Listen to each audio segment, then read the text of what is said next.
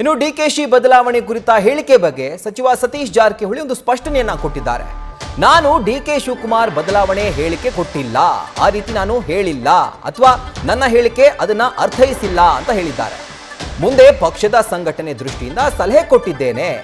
High command ಮನವೊಲಿಸೋಕೆ ನಾನು ದೆಹಲಿಗೆ ಹೋಗ್ತಾ ಇಲ್ಲ, ನನ್ನ ಹೇಳಿಕೆಯನ್ನ ತಪ್ಪಾಗಿ ಅರ್ಥೈಸಿಕೊಳ್ಳಲಾಗಿದೆ ಅಂತ ಈ ರೀತಿಯಾಗಿ ಅವರು ಸ್ಪಷ್ಟನೆಯನ್ನ ಕೊಟ್ಟಿದ್ದಾರೆ. ಒಂದು ರೀತಿ ಜನರ ಕಣ್ಣಲ್ಲಿ ಅದು ಯೂ ಟರ್ನ್ ತರ ಕಾಣಿಸ್ತಾ ಇದೆ.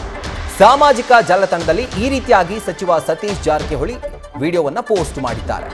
ನಾನು ಡಿಕೆಶಿ ಅವರನ್ನ ಬದಲಾವಣೆ ಮಾಡಬೇಕು ಅಂತ ಹೇಳಿಲ್ಲ, ಪಕ್ಷದ ದೃಷ್ಟಿಯಿಂದ ಹಾಗೂ ಪಕ್ಷ ಮುಂದೆ ಯಾವ ರೀತಿ ಪರ್ಫಾರ್ಮ್ ಮಾಡಬೇಕು ಅದನ್ನ ಗಮನದಲ್ಲಿಟ್ಟುಕೊಂಡು ಈ ರೀತಿಯಾಗಿ ಹೇಳಿಕೆಯನ್ನ ಕೊಟ್ಟಿದ್ದೀನಿ.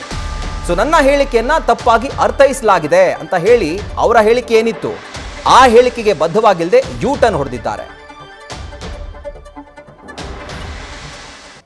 ನಾನು ಕೂಡ ಯಾವಾಗಲೂ ಡಿಕೆ ಶಿವಕುಮಾರ್ ಬದಲಾವಣೆ ಮಾಡಲಿಕ್ಕೆ ಯಾವಾಗಲೂ ನಾನು ಹೇಳಿಲ್ಲ. ಆದರೆ ಪಕ್ಷದಲ್ಲಿ ಮುಂದಿನ ಸಂಘಟನೆ ದೃಷ್ಟಿಯಿಂದ ಚುನಾವಣೆ ದೃಷ್ಟಿಯಿಂದ ಕೆಲವು ಸಲಹೆಗಳನ್ನು ಕೊಟ್ಟಿದ್ದೀನಿ. ನಮ್ಮ ಹೊರತಾಗಿ ಅವ್ರನ್ನ ಬದಲಾವಣೆ ಮಾಡುವಂಥ ಹೇಳಿಕೆಗಳನ್ನ ಹಿಂದೂ ಕೂಡ ಕೊಟ್ಟಿಲ್ಲ, ಇವತ್ತು ಕೂಡ ಕೊಟ್ಟಿಲ್ಲ, ಮುಂದೆ ಕೂಡ ಕೊಡುವಂಥ ಪ್ರಶ್ನೆ ಉದ್ಭವ ಆಗೋಲ್ಲ.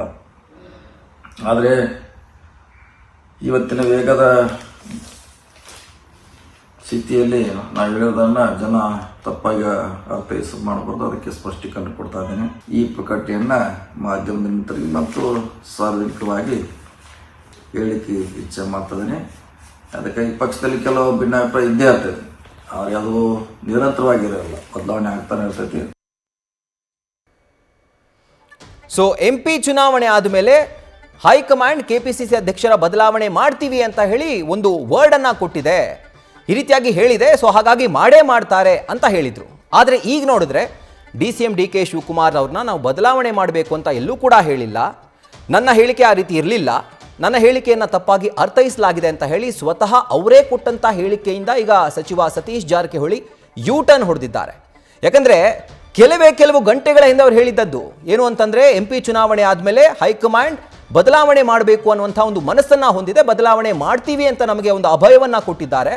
ಆದರೆ ಈಗ ಮಾಡ್ತಾ ಇಲ್ಲ, ಮಾಡಬೇಕು, ಸೂಕ್ತ ಆಗುತ್ತೆ, ಆಗ ಪಕ್ಷಕ್ಕೂ ಕೂಡ ಸೂಕ್ತವಾಗುತ್ತೆ, ನನಗೆ ಕೊಟ್ಟರೆ ಅದನ್ನು ನಿಭಾಯಿಸ್ತೀನಿ ಅನ್ನುವಂಥ ಒಂದು ಹೇಳಿಕೆಯನ್ನು ಕೂಡ ಸಚಿವ ಸತೀಶ್ ಜಾರಕಿಹೊಳಿ ಕೊಟ್ಟಿದ್ದಾರೆ. ಇಲ್ಲಿ ಗಮನಿಸಬೇಕಾಗಿರುವಂಥದ್ದು ಇದಾದ ಮೇಲೆ ಇವಾಗ ಒಂದು ವಿಡಿಯೋವನ್ನು ಪೋಸ್ಟ್ ಮಾಡಿ ಡಿಕೆಶಿ ಅವರ ಬದಲಾವಣೆಗೆ ಬಗ್ಗೆ ನಾನು ಮಾತಾಡಿಲ್ಲ, ನಾನು ಯಾವತ್ತೂ ಕೂಡ ಅಂತ ಒಂದು ವಿಷಯಕ್ಕೆ ಹೋಗೋದಿಲ್ಲ, ಮುಂದೆ ಕೂಡ ಅದರ ಬಗ್ಗೆ ಹೇಳೋದೂ ಇಲ್ಲ, ಯಾವುದೇ ರೀತಿಯಾದಂಥ ಹೇಳಿಕೆಯನ್ನು ಕೊಟ್ಟಿಲ್ಲ, ನನ್ನ ಹೇಳಿಕೆಯನ್ನು ತಪ್ಪಾಗಿ ಅರ್ಥೈಸಲಾಗಿದೆ ಅಂತ ಈ ರೀತಿಯಾಗಿ ಸಮಜಾಯಿಷಿಯನ್ನು ಕೊಟ್ಟಿದ್ದಾರೆ.